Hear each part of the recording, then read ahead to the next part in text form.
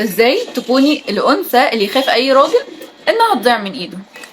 مشروع باك وتعالي اسمعي. اول حاجه عدم التسامح. دلوقتي هتقولوا لي الشر ده، بس لا والله يا جماعه هو مش شر ابدا. الراجل لما يحس انك مش هتستسهلي ابدا في اهماله وانك تكوني مجرد خيار في حياته مش اولويه عنده، مش هتسامحيه ابدا على حاجه زي كده ومش هتديله فرصه تانية، هيخاف وهيتعلق بيكي اكتر وهيخاف انه يخسرك. الست القويه، الست او البنت القوية مش الضعيفة مكسورة الجناح، واللي تعرف توظف الصفة دي وقت ما يحتاج الموقف.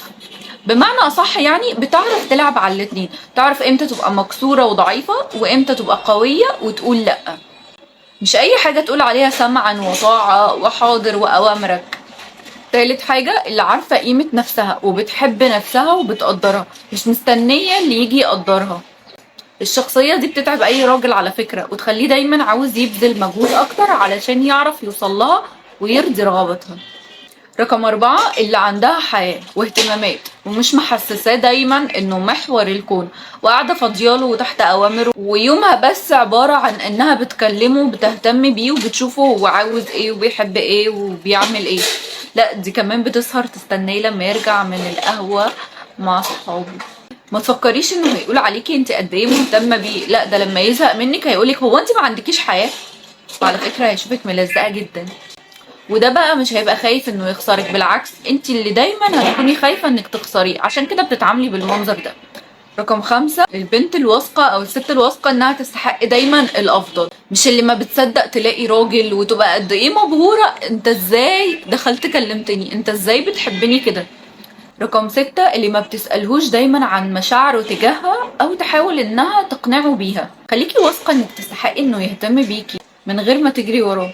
رقم 7 اللي ما تقبلش انها تسمع اللي يضايقها وما تعترضش وتقول انا ده بيزعلني عشان بس ما تقرفوش او ما تخسروش، بالعكس دول بيميلوا اكتر للصريحة اللي بتعرف تعبر عن اللي مزعلها حتى لو كان التمن ان هو هيبعد عنها.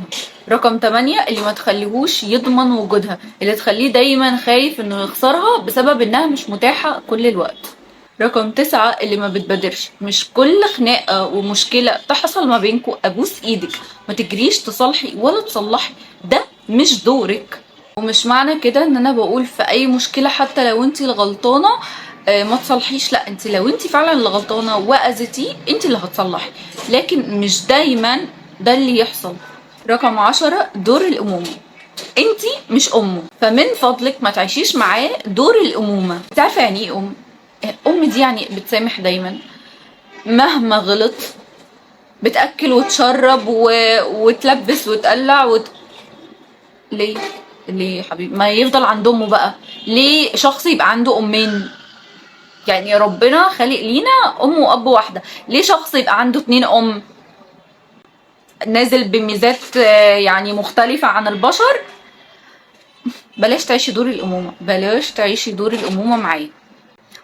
اهتمي بيه بس لازم يكون اهتمامه هو بيكي أكبر من اهتمامك انت بيه.